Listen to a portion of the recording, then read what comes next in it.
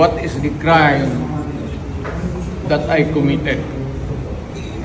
Show to me now the legal basis for my being here.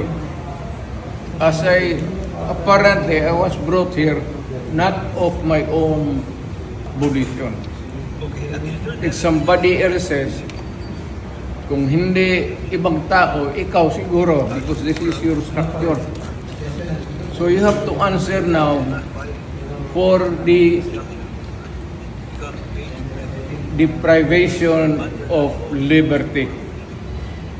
Attorney General naman kayo. Alam mo ba na hindi man lang siya na-serve kung anong kaso kung pinag-charge sa kanya ngayon? Hindi niya alam.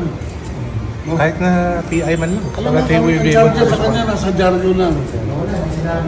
And then, hindi pa kayo na